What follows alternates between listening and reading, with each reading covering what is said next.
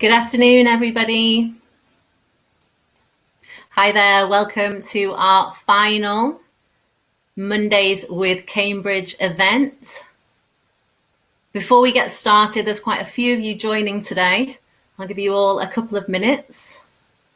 If you could all just let me know if you can hear me okay in the chat box, that would be wonderful. In the meantime, just pop a yes into the chat box if you can hear me okay.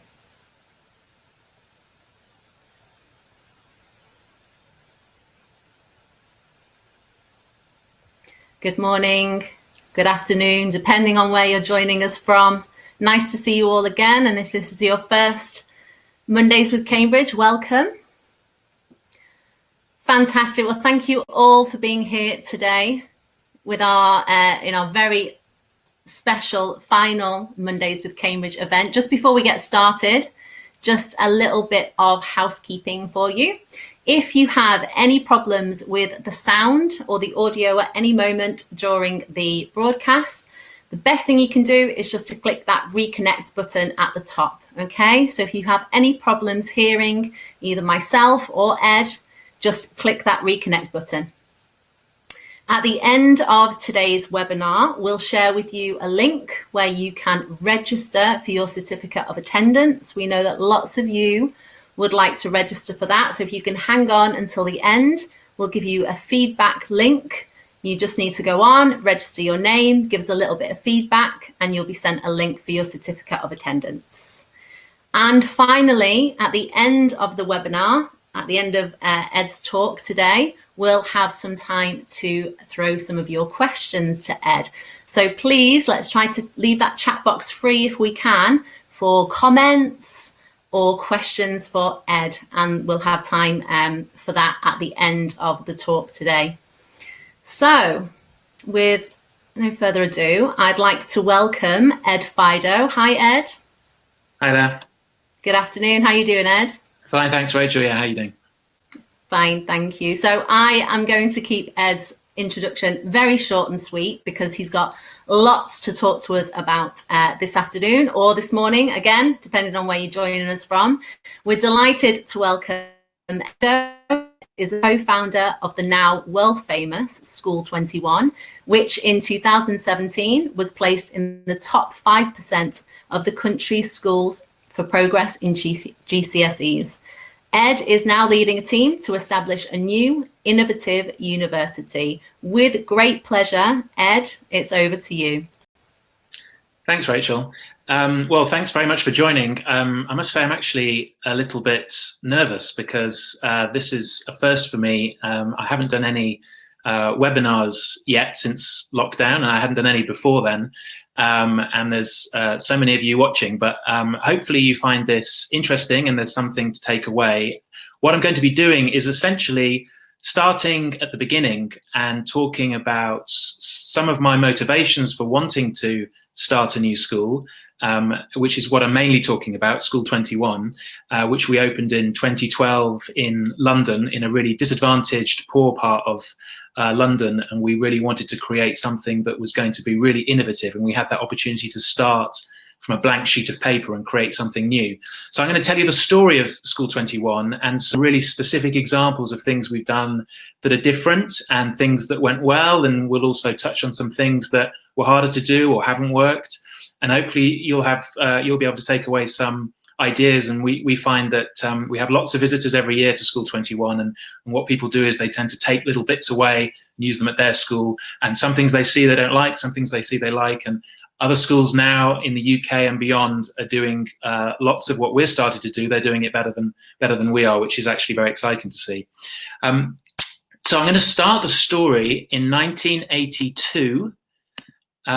And this is 1982. This is a school in the East Midlands, which is a part of England. If you've been to England, you probably didn't go and visit. It's not top of most people's lists. It's near a city called Leicester, and it's where I grew up. And that's me at the back, as you can probably tell. I'm not quite as ginger now, but that was my primary school when I was 4 years old. And it was actually a new school that some retired teachers had set up.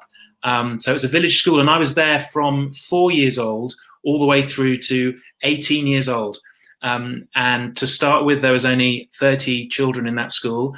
And then by the time I left, there was 300. So it was still very small, from 4 to 18 years old. So, and it was quite traditional.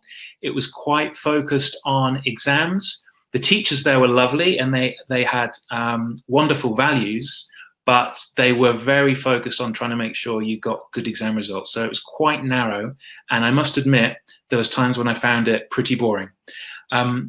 There's an important other side to my childhood, though, which is perhaps more unusual, which is that in the late 80s, early 90s, I was in a television program about a boy who turned into a dog. So that's me at the back there. And this was an amazing experience. It was about 8 weeks every year. I would go and film for about 5 years in a row. We did 5 series. And it was an extraordinary experience for a 10-year-old boy to be working with adults, trying to create a real product with people with a bunch of different skills, all coming together to solve problems like, if it's raining, how do we film this bit? If the dog's not behaving, how do we do this? I think one of the concepts we've taken through to School 21 is the idea of doing multiple takes, multiple drafts of work. So we do take 1, it didn't quite work. We start again, we do take 2, we do take 3. All of these things I was learning as a child.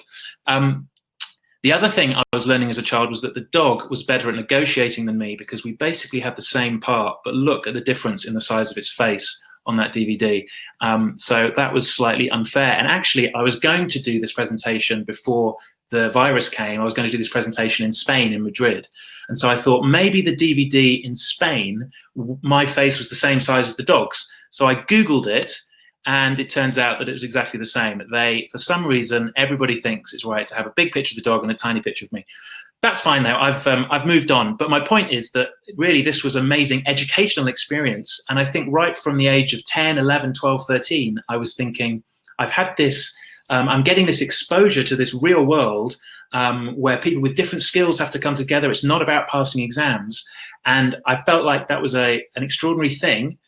But I started to think, could you do more of this in school? Can you get this kind of experience into school so that more children can have this kind of an experience? So even at that age, I was starting to think about this. And then as I learned more about the education system, I realized that it wasn't just my little school in Leicester that was focused on exam results. It was actually a global issue. And this is one example, PISA, which you'll know about, which are the worldwide rankings, and they assess educational systems in different countries based on maths, based on literacy, and they're starting to introduce some more interesting things now, like collaborative problem solving. And I think PISA does a good job, but the problem is that governments and education systems will look at this and they see it as a ranking, and they try and move up the ranking. And what that's doing is having them focus even more narrowly on very narrow areas of literacy, very narrow areas of maths, and they're trying to push their education systems to focus on those things. And there's nothing here about art, there's nothing here about drama, there's nothing here about music or even history. So this is potentially dangerous and pushing us, in my view, in the wrong direction. And so that's when I really started to get excited about the idea of starting a school to try and show that you can do something in a different way. And so when I was about 28, I think it was, I started on this journey. Maybe a little older. I was about 30 when I quit my job to try and start this school, and we needed to go and search around for inspiration. And we went to different parts of the world, but America, I'm going to pick two examples that we found in America, because America's got an interesting education system. It's not perfect. It has some very bad examples of how to do it, but because there's a lot of freedom, it also has some pockets of really exciting, innovative stuff. A school you may have heard of is High Tech High. So High Tech High is a school in San Diego on the west coast of America where they do just project-based learning. 95% of everything they do, they teach through projects, and they only do 2 or 3 big projects a year. So those students are completely immersed in writing and putting on a play, which is a combination of drama and history, for an entire semester. They'll go really deep on that. And that's a big choice they've made. And I went to visit, and it was completely blew me away. I was walking around high-tech high, and one of the students came out of his classroom and said to me, "Hey, do you want me to show you around?" And I was like, "Well, shouldn't you be in class?" And he's like, "Well, I'm working on my project, and I can go back to that." And he showed me around and was talking about his experience. And so that really inspired me. I thought, wait a minute, we've got to bring projects back. What an extraordinary way to learn. I'll talk more about the projects that she actually did at School 21. The other place I went to was a place called Phillips Exeter. Now, this is a very expensive school in the United States. It's a bit like Eton College in England. And every single lesson that they follow this method called the Harkness method. And they named it after, I think he was called Edward Harkness. He gave them a bunch of money in the 1930s and said, "I want you to come up with a new way of teaching." So they do everything around a table like this. Classes of 12 or 13. It's expensive models, not easy to do. But the idea is that it's a very democratic way to teach. So the teacher is not standing up at the front. The teacher is also around the table. And it's very hard to spot who the teacher is in any situation in a Harkness. You can see at the back there, I think it must be the teacher, but I'm guessing. And you do this in art. They do this in music. They do this in chemistry, in maths. Every single lesson they teach in the round. So with art, they have the easels up round, rather than a table, they have 13 easels round in a circle. And the teacher's job is both to test your knowledge and develop your knowledge, but it's also to assess how you are as a student. So the teacher will be saying, well, you built on that person's point, or you introduced a point from the text, but you didn't necessarily challenge people's ideas, and that's something to work on. So he'll be doing this analysis of how you are being as a student during the actual lesson. And they showed me these analyses where they've drawn lines of who spoke to who when, and some things are thicker than others, and some people didn't talk at all. And you can say, look, I can show that you didn't do that, and maybe you spoke after they spoke, but you need to introduce more people. So that was a really exciting thing for us, and that's something else we've tried to introduce at School 21. And I'll give you some more specific examples of what we've been doing. So those are just two examples, but there was so much to learn, and there's so many exciting things happening out there in the world. You have to go and see them. And then we took bits and pieces and created a kind of hybrid approach. I'll say a little bit more about School 21 and our context. So I mentioned at the beginning, we're in London. We're in East London in Stratford, and that's not the Stratford where Shakespeare was. This is a different Stratford. It's the Stratford where the Olympics was in 2012, and 2012 was when we opened. So if you think back to when the Olympics was in London, that is when we were opening. It was straight after the Olympics had finished. So it was such an exciting time. The Olympics had been right on our doorstep, and then we were opening this brand new school. But it's in a very, very challenging neighborhood because all of the students really are very disadvantaged, very poor.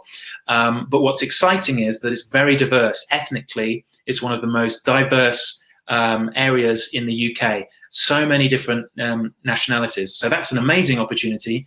But socioeconomically, in terms of income, it was not very diverse. All of the students had challenging circumstances. So there was extra challenges, as well as the fact that we were trying to be innovative and try new approaches. So we opened in 2012, and we're also, like the school I went to, we're a 4 to 18 school. So it's primary and secondary. And we opened with 4-year-olds and 11-year-olds. That's how it works in the UK from primary to high school. You switch at 11. So we started with 75 4-year-olds and 75 11-year-olds. And now those students have all grown up. So the 11-year-olds are now at university or doing whatever they're doing.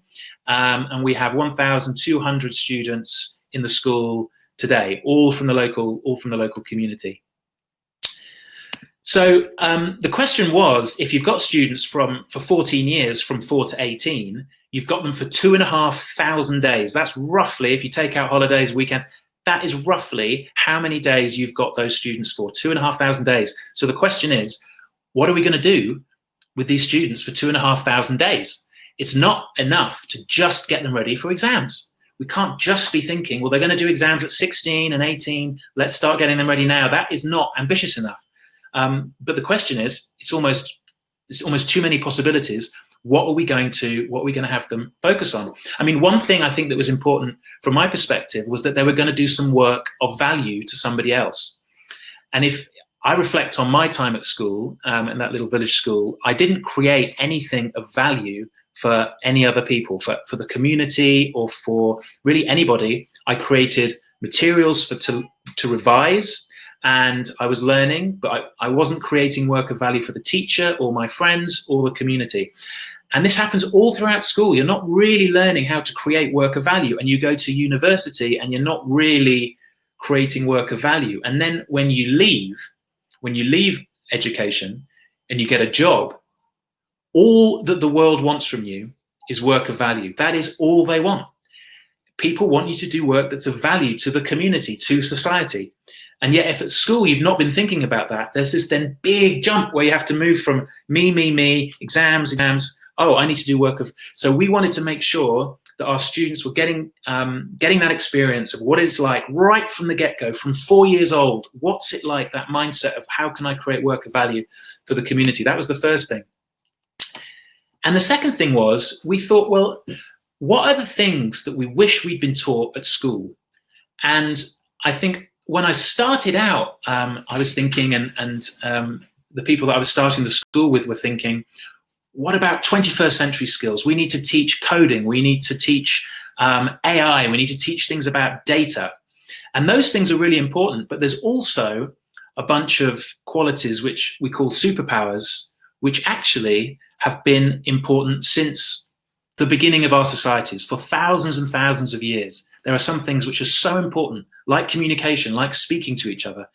They're completely vital, and yet they're not taught very well in schools. So we decided to come up with a list of these. What are the things, what are the superpowers that have been important since the beginning? They're not going away. They're still going to be important in another 1,000 years. We don't have to try and guess what are they, and let's try and teach them in school. And here's our list.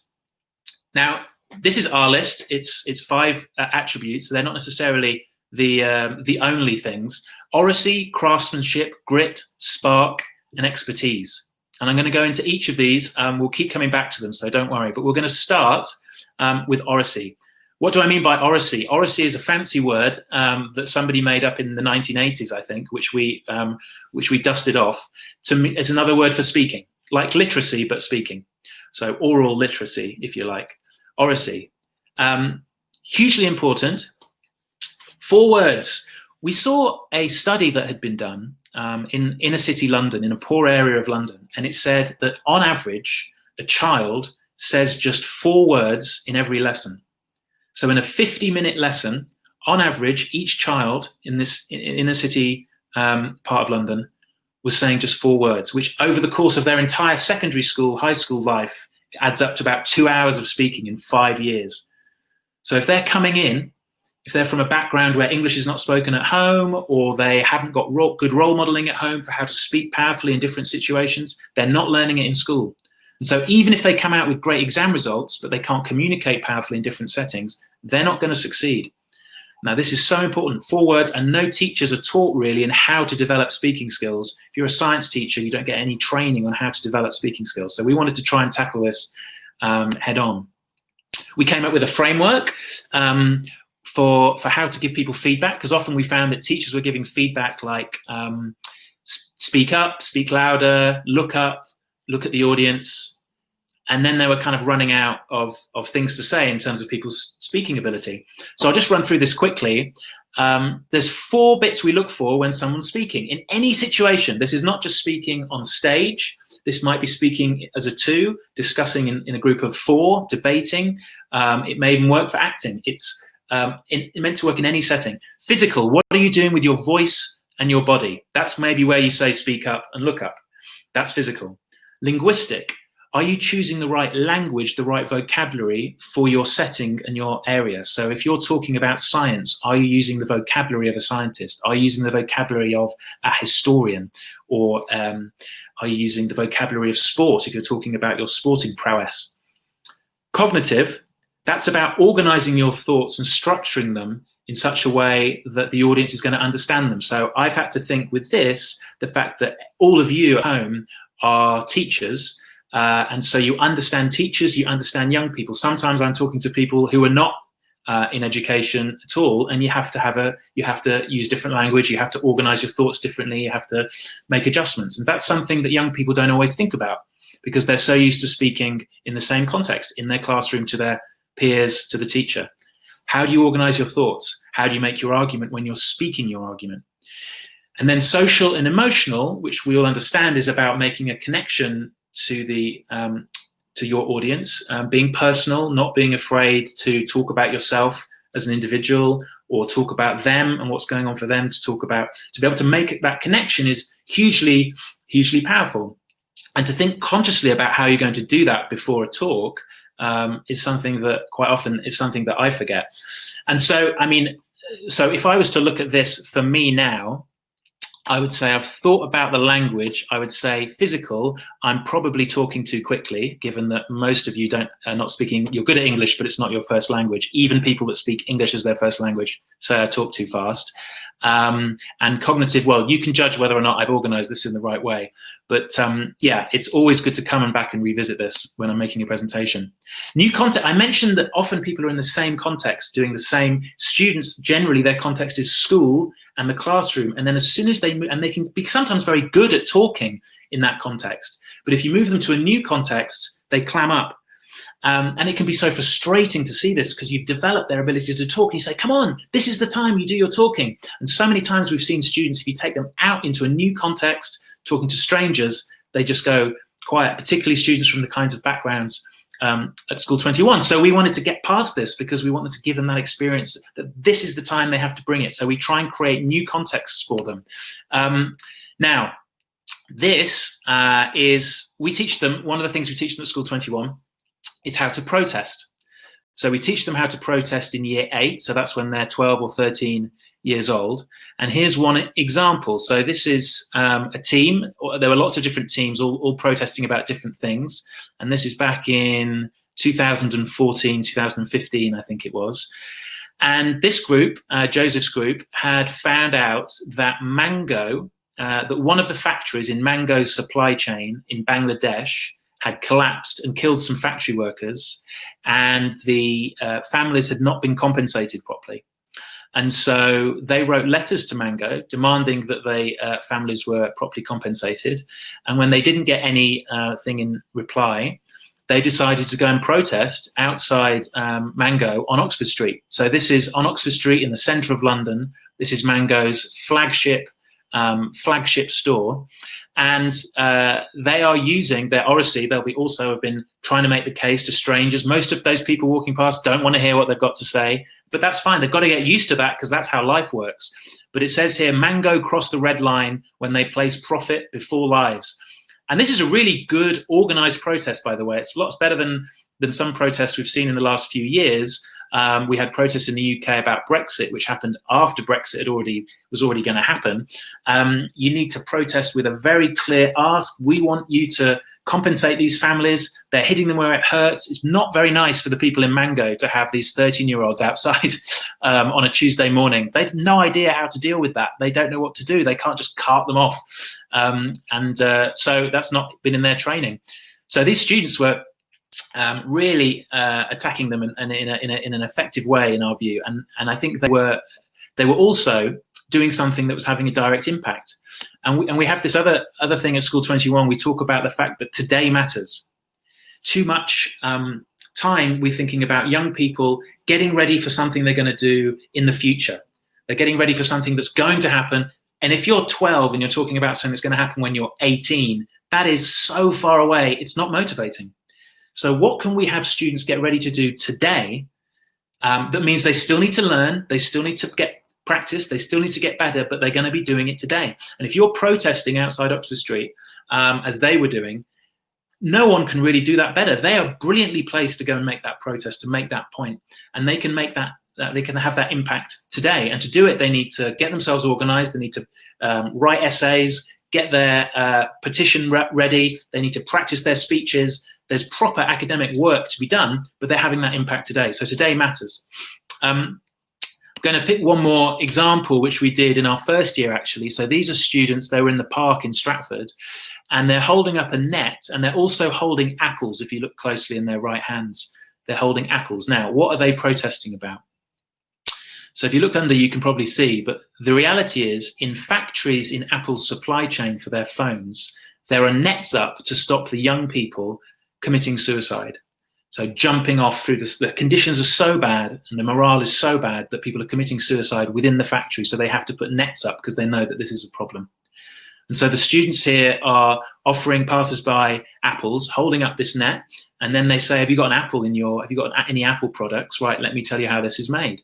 And these students were so passionate about this, and it was so motivating. It was fantastic to see. But it's about them getting into a new context, using their skills that they've used in the classroom. And once you've done that as a 12-year-old, 13, 14-year-old, you have the guts to be able to go and do that in many, many different settings.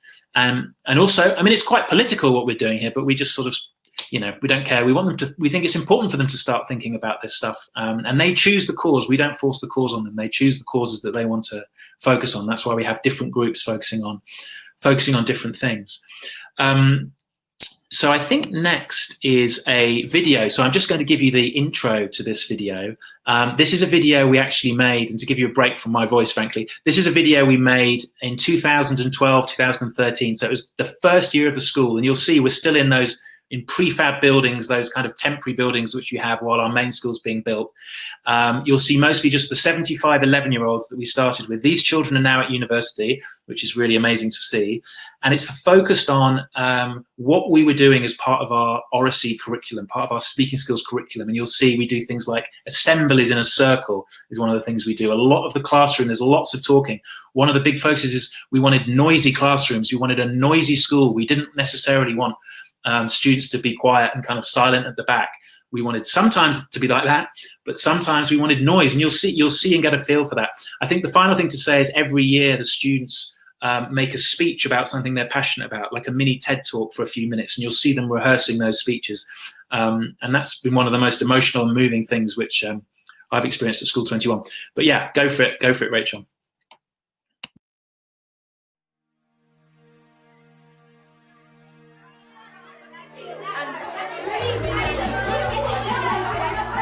I believe that talk, or speaking, should be at the heart of every great school. It should be at the heart of lessons, because rather than lining children up in rows, silently beavering away on their own, I think if you've got what's often called exploratory talk that aids thinking and learning, often in pairs, maybe in trios, sometimes in small groups, you get really higher order thinking. You get students challenged. You get them solving problems together. You get them producing great projects together. Oracy is trying to talk with fluency, putting pitch, tone and pace into your sentences. We believe that they should get justice.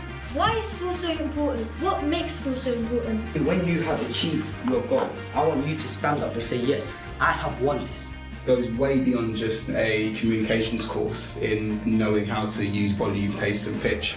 It's actually going to the core of learning to learn, and beyond that it's actually looking at well-being. I'm going to give you 6 minutes to create. And that is obviously smaller than this, so how much we've done. The real beauty of it is encouraging them to talk together to create new knowledge, and of course it's new knowledge that will help the children be successful in the future. As part of encouraging them to write down their mathematical thinking, it's better for them to discuss it and talk through it. The point K is halfway between points B and C, so you have to work out what are the coordinates of K. Since that angle is 80, there's 2 angles left and they have to be the same. So I divided what's left by 2. Wait, that's the equilateral triangle. And 100 plus 80 is 180, so both things right. We're not just writing down facts about it, we're actually speaking about it, so it sort of sticks in your brain a bit more. In Harkness, we sit on an oval table and the teacher sits with us over there. There's no exact seating plan, so we just sit down and you debate against your classmates. It's great for thinking, and it's great for putting students on the same level as the teachers and getting them used to collaborating with each other. And in the past, I've only ever tried this with sixth form students. We're now trying it with 11-year-olds, and they're rising to the challenge as they are with everything else at School 21. Tell me something about how castles were attacked and defended in those days. If you had a catapult for defending, it wouldn't really be used much against infantry because you rarely get any targets. Good answer. I'm going to show the world what I can do. Knowledge is power, because you can use that information with other people and against. Ignite was about what were they passionate about, what did they want to talk about. And the kids were under a lot of pressure because they had to stand up in front of their peers. So we tried to make that a process of well-being. I think I've learned being confident a bit more because I wasn't really the most confident person. I wouldn't just go up and speak. I would be very shy, so I think my confidence is what I've gained. War makes people ignorant. They're just so focused on violence that they don't care about others. In the end, the nerves and the fear went, and it became a celebration of who they are and who we are. Every attribute contributes to what we call an exceptional person. We talk about eloquence because it's often lacking in inner city students, and it's also been lacking in the curriculum, the ability to speak in a whole range of settings. Dreams are the key to life. Dreams are the key to success.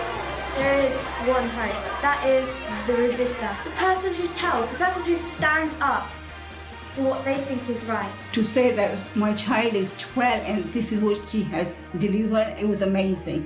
We believe that every student should come out of our school being fantastic at talk and speech in a whole variety of settings, which will be vital for the future.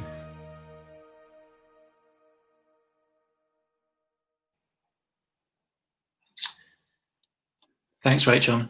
Yeah, so I just want to tell a little story actually about that, which is Humayun, who was one of the children you would have seen making his speech.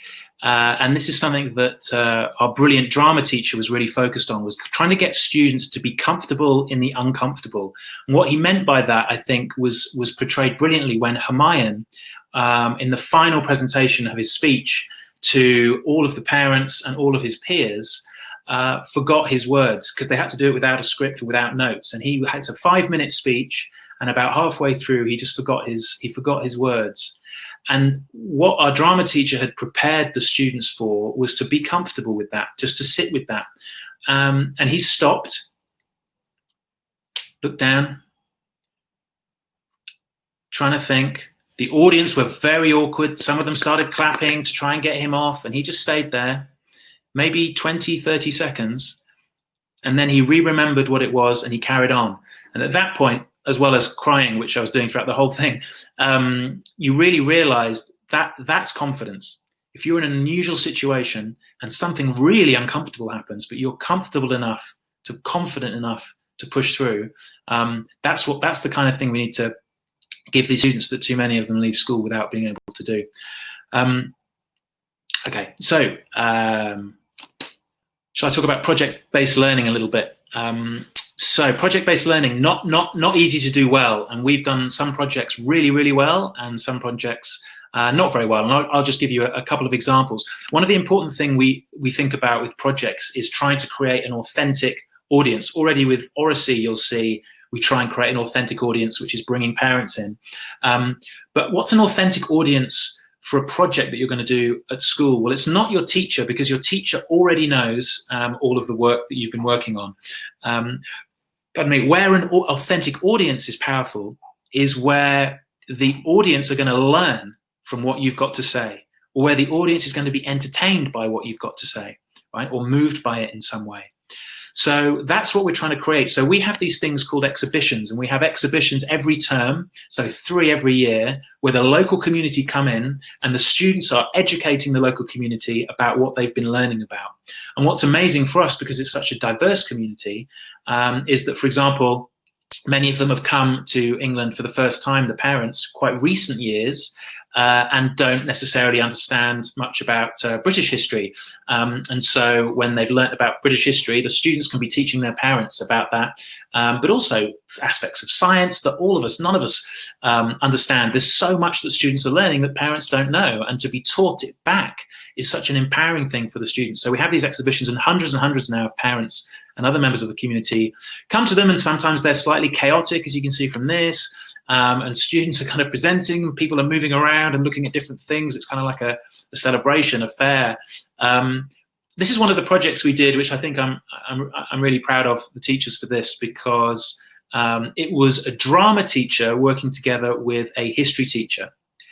And the students studied the Russian Revolution, and then they devised a play from scratch that they were going to do to perform back to the community to teach them about the Russian Revolution. And it was immersive theatre. So it was a special kind of theatre where the audience are interacting with the actors. And if you look at the back, you can see the audience, or the local community, were wearing white masks which we stole from a production company in the UK called Punch Drunk Theatre, who do this. So you go in, you wear a white mask, and you move in amongst the actors. So that's what they were doing. It was fantastic. And these students, you can see here, that's Beckham, and he's making a sign. He's protesting for peace and bread and land. And we were giving them lunch tokens, food tokens to the audience. Then they were getting ripped off them. They were getting sat down at tables and being part of debates. It was completely amazing and immersive. And the students were able to know they were going to have this live audience, this authentic audience. It really got them motivated to be expert and to learn about the Russian Revolution. Really, really exciting, really powerful project. Now, here's another project that was very fun, but I'm not necessarily sure it was one of our best projects. We'll see. So this was science plus art. And so the students had to create a mini golf course, and they could design it any way they wanted to, but they had to think about friction on different surfaces. They had to think about moments and torque and angles. So that was the science part of it. And then the art part of it, obviously, is that they can design any kind of mini golf course that they want.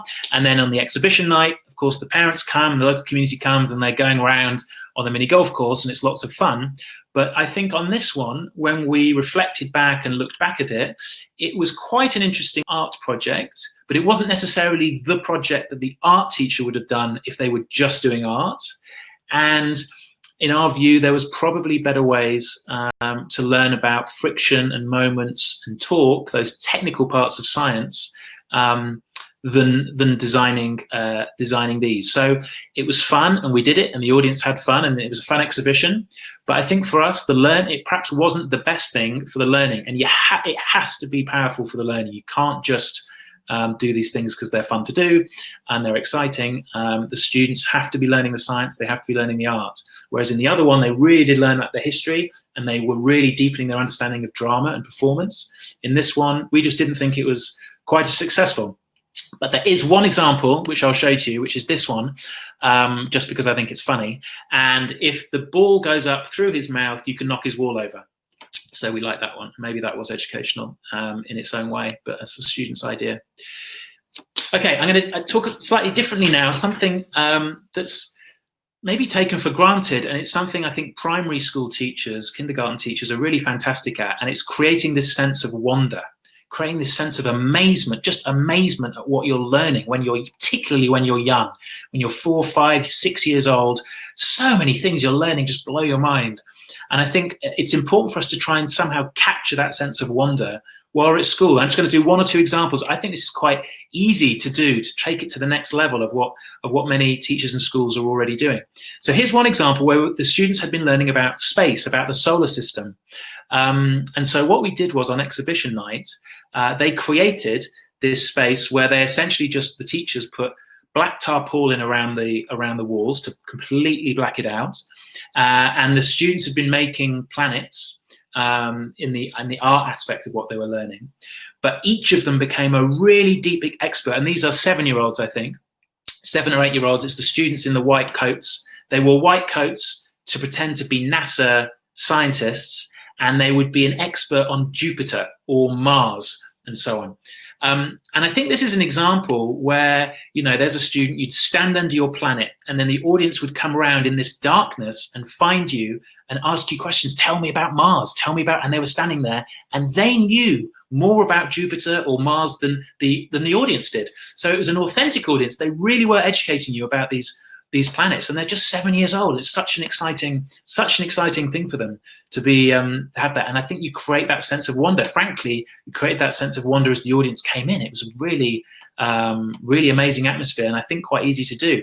And I mean, actually, sometimes just turning the lights off and shining a torch can create that, because here's another way you can do it. If it's just you haven't got as much time, turn off the lights, shine a torch, get the students to tell scary stories or mythological stories, and you can have a similar effect. So, is this easy to do? I think it's not easy to do, and most importantly, there are trade-offs here. There's trade-offs. The biggest trade-off you have to make when you're doing a project, because it takes so much time, is time. That's the thing. It's going to take more time than doing a normal lesson. If you're doing 2 or 3 lessons on the Russian Revolution, you're doing 2 or 3 lessons in drama. you're going to cover much less if you're just focused on one thing. Okay, so projects take a lot of time and it is a trade-off. But I think one of the ways to think about it is the difference between learning versus covering. And what I mean by that is teachers are often, you'll know this, under a lot of pressure to cover everything that's in the curriculum. You've got to get it all covered. This is the curriculum. I haven't covered this bit yet. What does covered really mean? Does it mean they've learnt it? Because learning is surely more important than covering. And what we try and do sometimes in School 21 is say, look, you don't have to cover everything. Take a smaller amount, make sure they learn it, and then we can find ways for them to cover the stuff that they should have done. But sometimes you go deeper, not on everything. Sometimes if you go deeper, you can create these really amazing experiences, and it makes them hungry to learn more. And they really have learned it. They're never going to forget when they've done one of these projects. They're just never going to forget it. It's very different to just covering it and say you've covered it. Reflection on these projects is so important. Were they good? Did it work like we did on that golf project? Could we have made it better? Maybe we shouldn't do that one again. Reflection is completely vital. And we use protocols for this. And I'm going to give you one example of a protocol, which I think is really helpful. And actually, this is about critiquing before. So we have our teachers come and say, right, I want to do this project, and I want you to critique my plan. And they'll get 5 or 6 teachers around the table. And we have a protocol, which is a set of rules of how that critique is going to happen. Because I think quite often it can be quite a vulnerable thing to sit in front of other teachers and say, this is my plan. What do you think? So we put some rules around it and some structure around it to make sure that the teacher feels safe. And it's very simple, and it only takes 15, 20 minutes. So the first thing is that the teacher comes with their, often on one page, here's my plan for my project. I want to create a war museum about World War I, which is immersive, which involves art and drama. That's what I want to do. And they put that down. They talk about it for 3 minutes, and we literally have a clock. 3 minutes, alarm goes off. Right, now we move. Clarifying questions. Let's make sure that I understand this completely right for 2 minutes. Then we go to probing questions. I'm not sure this bit's going to work. How is that going to work? How are you going to cover this part of the curriculum which you're trying to do? That's probing questions, 3 minutes. Then, and this is my favorite bit, I like this bit, observe the discussion. At that point, the teacher steps out of the discussion and the other teachers discuss their idea. So if it's your idea, you have to be quiet, sit back and watch for 5 minutes your colleagues discussing your idea. Really, really interesting to see that. They'll say, I like this bit, but not that bit. And it depersonalizes it. And then you have 2 minutes to come back and respond and say, thanks, I might follow up with you, or that's a good idea, I'll use that. But that, we call it tuning. It's just tuning your plan, and it's very quick, 15, 20 minutes, but you get fantastic feedback. And if you do that, you can lead to fantastic projects. And I'm going to show you a 2-minute video of another project, which I think was a real success for us. So the quick headline for this one is, it was a project which was looking at all of the crises that happened in the Cold War. And it's an escape room. So it means, which you may have come across, when you get locked in a room for an hour and you have to solve a bunch of puzzles to get out. Our students created that. So it was drama, history, and art. And the audience comes in and they're locked in a room and they have to solve a bunch of puzzles about that crisis to get out. Okay, let's have a watch.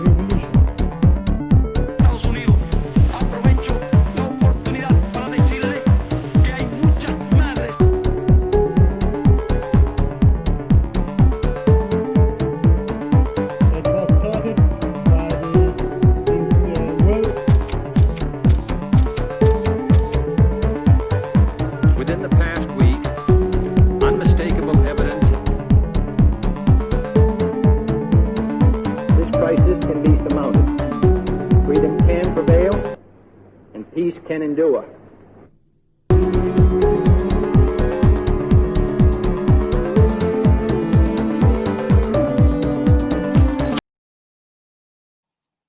Right.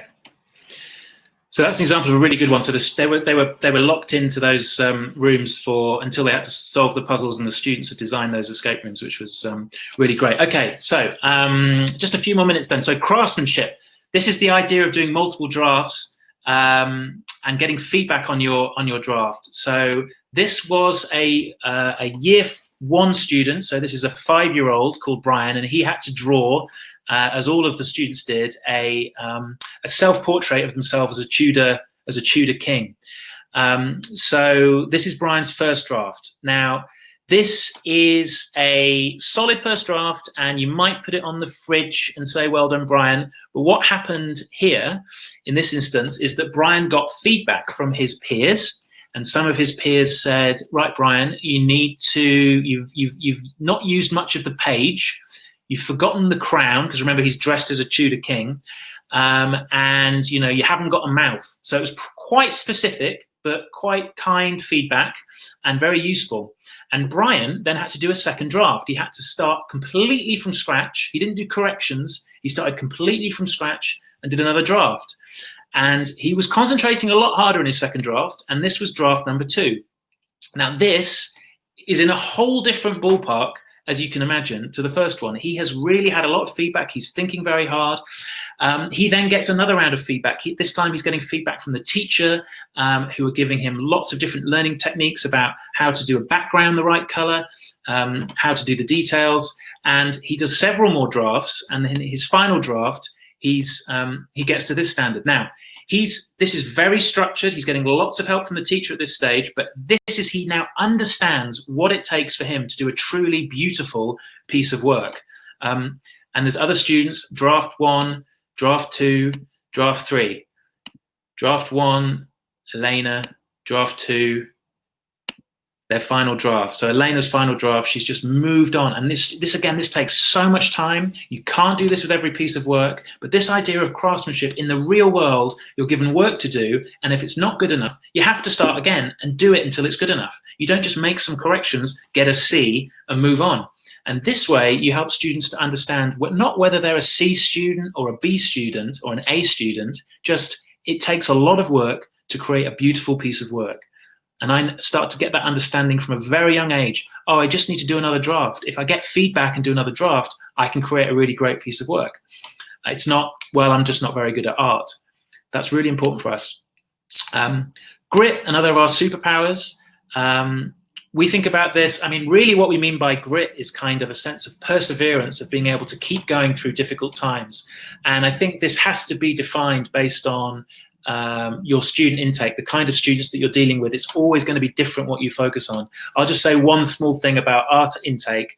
We looked at 4 things, but the first 2, belonging and identity, I think were particularly important for us because in our school, there's lots of second generation families or first generation families who have come from abroad, and they don't necessarily have a historical sense of belonging. They don't necessarily have identity or role models in the community that they can relate to. And also there's a very transient community. The community moves to other parts of London. So they come to Stratford as a first port of call and then move elsewhere. So we thought building a sense of belonging and identity would give students that strength to have grit in difficult times. And so we do that through coaching groups. They go together in groups of 10 or 15, and they spend the first 2 weeks when they're 11 at school creating a community, creating a performance. They give themselves a name, and then they perform after those first 2 weeks to the rest of the school as that community, as that group. And so they're creating a sense of belonging and identity at that level, at the year level, and of course at the school level, but we invest extra in it because we think it's so important for them to have that sense of belonging and sense of identity. Spark. So Spark for us is about the ability to ask questions and make connections. So we literally teach students how to ask different kinds of questions. So you saw earlier with the protocols, but we ask students, can you ask a probing question now? Can you ask a provocative question now? Can you ask a clarifying question now? What would a clarifying question be in this scenario? So we get students thinking about better qualities of questions. It's really interesting asking students to ask provocative questions because they have to understand the context to be able to ask a provocative question. And we think that's really important. It's important for students to be questioning the curriculum, questioning the teachers, and particularly when they leave, to be questioning what's happening in the world. As we know, it's completely vital that students have that vocabulary and are able to do it. And the other thing I think, and look, I'm not going to talk about it very much, but Rachel mentioned that I'm now starting a new university which opens next year. It's called the London Interdisciplinary School, but that's another talk.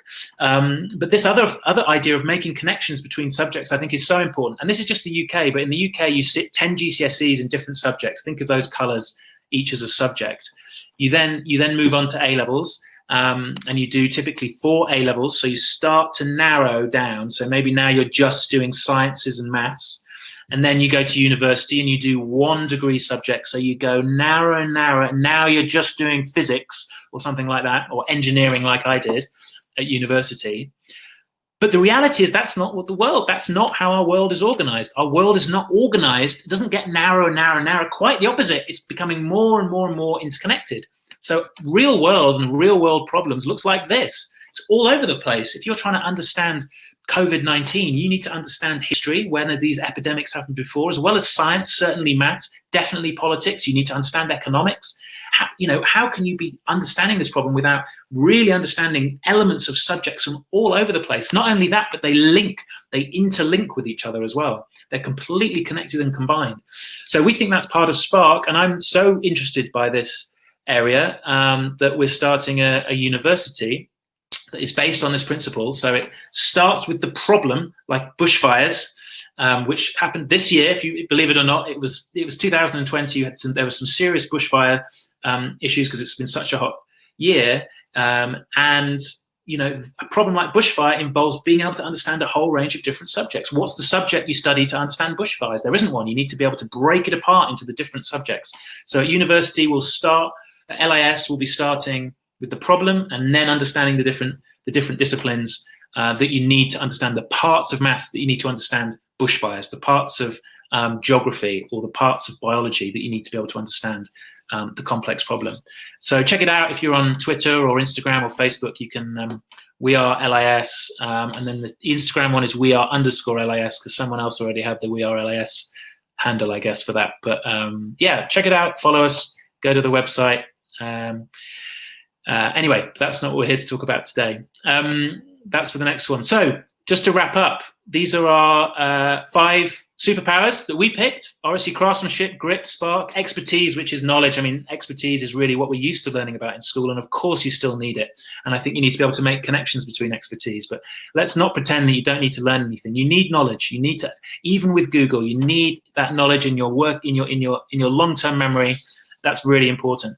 Does it work? And Rachel spoiled the surprise here as well, but the students at School 21 are doing very well academically. We're in the top 6% in the UK for academic progress for the first 2 years of exams that we've had for GCSEs, and we're really proud of that.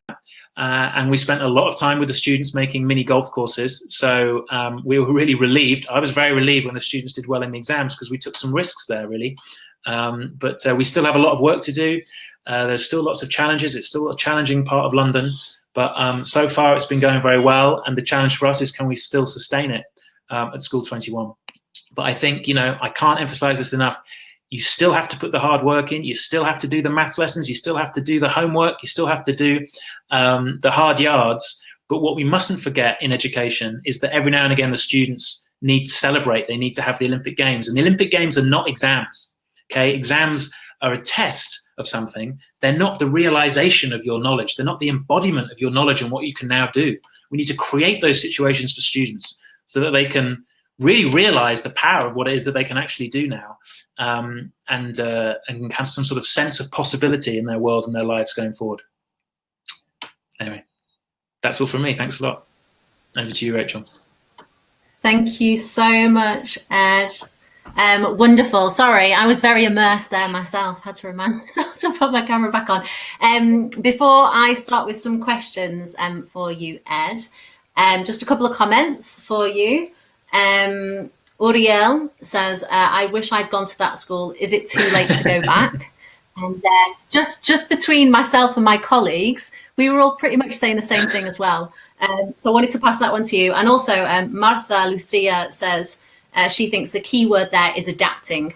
And it's always about adapting, I think. I wanted to pick that one out because at Cambridge University Press, we do a lot of training for teachers as well. And we always say it's always about adapting these ideas to you, to your reality. And along those lines, I wanted to pick up on Jose Luis's question. I don't think we could ignore the situation that we're in right now. So Jose Luis is asking, what about now? So what about this kind of situation we're in lockdown? And it made me think as well, over the past 2-3 months, we've been working really hard behind the scenes here to support teachers, to make sure that they've got the level of support that they need in teaching in this totally kind of new environment for everybody. And lots of teachers have come to us and said, we're worried, we're concerned that the students are going to miss out on things. And I think kind of, it picked up on a few things that you were talking about today, Ed. And so kind of with Jose Luis's, question about what about now, but also thinking about, how concerned should we be for these kids missing that face-to-face element, I suppose. Yeah, and I would say I'm not sure at School 21 we know any more than anyone else about how to deal with this situation. It's completely new for all of us. That's the level of challenge. I think if we, particularly with students from disadvantaged backgrounds, if we're in this position for much longer, I think it is a very worrying situation, honestly, because I think their ability to have an environment at home in which they can learn for many, many students is very difficult. And we know that for a lot of our students, that's a big challenge. So for us, we're trying, as I know teachers around the country are, to get the balance right between how much learning in a day in this environment is right, because it's not just the same 4.5 hours that you would normally be doing. I don't think that's the right way to think about it. What can you do that is completely amazing, that's even better, like, for example, cooking? So we're trying to connect the projects that they can do at home, like cooking. They can still do art. They can do things with their parents. They can still, to some extent now, increasingly do some things outside. But it's been very, very hard for our teachers. The way we're thinking about this is, if it's a short-term thing, maybe we can look at some skills and some specific projects and not worry so much about the curriculum. If it's going to be a long-term thing, I think that's a whole other challenge, which we're trying our best to move teaching online, but I think it's very difficult. So I don't have the answers, I'm afraid. And that's it. I suppose we all of us globally have to take it one day at a time, with that kind of level of uncertainty, I guess. And lots of teachers obviously asking us about foreign languages. So many of our teachers, I'm sure all of our teachers who joined us today will be teachers of English as a foreign language. So lots of people interested in, at School 21, is that the same model that's followed to teach languages as well? Yes, we've done some projects with our, say, Spanish teacher and art. We've done combined Spanish and music was very good. So students would compose songs in Spanish, then perform them at the exhibition. And there's some others that I'm probably not thinking of, but we're at a stage where we're trying to get the teachers to find each other and say, Spanish and history. Can we do a project together about Spanish history, which we teach people in Spanish? So there's lots of things. There's lots of exciting things we can do on that. Yeah.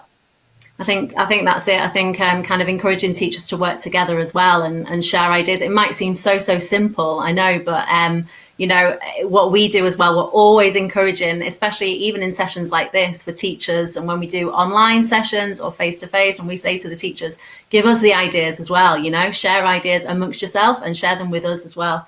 I think we've got time maybe for 2 more questions. So Letitia is asking really about, you spoke about those students who started their school lives in School 21 and now have gone on to university and to careers. And she was asking, if you know about their kind of national or international achievements, what they've gone on to do. Oh, I think that's a lovely question. Thanks for asking that. But the reality is, with those students who started in 2012 only went to university last year. So most of them are still, so they went off to some fantastic places. Lots of them are doing completely different things. Some didn't go to university and are starting careers now. I think the thing that strikes home for me is that their mindset, and people talk about a growth mindset a lot of the time. Everyone knows about that now, but these students really left with that growth mindset, I think, and that in some ways for me was the most exciting thing, seeing these students leave thinking, not just I can do anything, but I understand what fantastic looked like, and I know I'm capable of it because I've seen it, and I know it can take a lot of work, but I'm going out there and I'm going to go for it. And that was very exciting to see. But we have to wait a little longer to see the fruits of what they're going to be doing, I think. Wonderful. Well, we just have to get you back, Ed, to find that out, definitely. Finally, I'm going to leave on, well, a comment and then a question. Anna Marie says, I love how the children are learning to listen to each other and share their opinions. These are important skills for all of us. Some adults have never mastered these. No. And that kind of leads me on to this question about confidence, which I think is an important one as well at the moment, thinking about the current situation we're in and encouraging that and developing that confidence in our students. Yeah.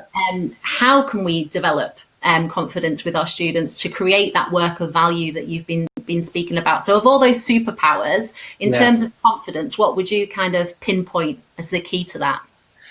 I think for me, I'll pick new contexts. It's not quite a superpower, but taking students into a new context and asking them to remember. So it's a very specific example. I saw some students on a job placement, some of our students who've been doing Oracy, all that stuff you saw, they were from that same group. And it was 4 years later, they were now 16 and they were on a job placement and they were doing a presentation for an employer. And I came to watch that presentation and their presentation was terrible because they hadn't made it. And I stopped them halfway through and said, this is when you do Oracy. Remember, the linguistic, the physical, the cognitive, the social emotional. And then, oh, this is when we do that, is it? And they did 1 minute, re-prep and reshuffle. And then they came out and they were like, okay, this is, and the employers couldn't believe it. And they literally just needed someone to just connect those wires together because they can do it. But they think this is a new context and I just have to get through it. And they're like, oh, I know, okay, it's that game. I play that game here. And we have so many, we just expose to different contexts all the time. And it's so many times these students are not. And we need to put them into these new contexts. We need to force them to do it. And they won't be good at it to start with and you'll be really depressed. But then they get there. And I think that's really important for confidence.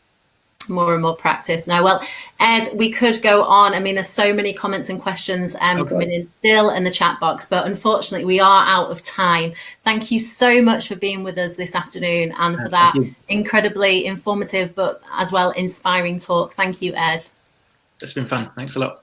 Just before we go, I want to share with everybody some links. So my colleagues will now share a document with you and you can find some links to, first of all, our framework for life competencies. So lots of the things that Ed has been talking about today and the way that we create materials and training at Cambridge University Press. We use this framework as part of our learning journey. So go check that out if you haven't already. Resources for teachers, learners and students you can find at our website, Cambridge in Casa. We are based in Iberia here. And finally, your certificate of attendance. You'll also have the link in the PDF there to register and give us some feedback, first of all, for today's session. And then you will also receive your link for your certificate of attendance. It just leaves me, on behalf of myself and all of my colleagues at Cambridge University Press Iberia, to say a huge thank you for the past 4 weeks. First of all, to our speakers, Andrea Zafiraku, Nick Bilborough, Richard Gerver, and of course, Ed Fidoe, who is with us today. And thank you so much to all of you. If you've been with us from the start, thank you very much. We really hope that we will be back with you soon for some more Mondays with Cambridge. I hope, I don't know, I really hope so, because lots of great feedback coming in. Elsie today, I'm just going to finish on this comment because it made me smile. She said, your webinars make me dream. Thank you. Hopefully, as well as dreaming, some things that, we can think about, some food for thought and things to put into practice. So Ed, thank you very much for being with us once again today. It was a pleasure to have you. Thank you. And thank you to everybody. Take care. Bye-bye. Thanks, everyone. Bye-bye.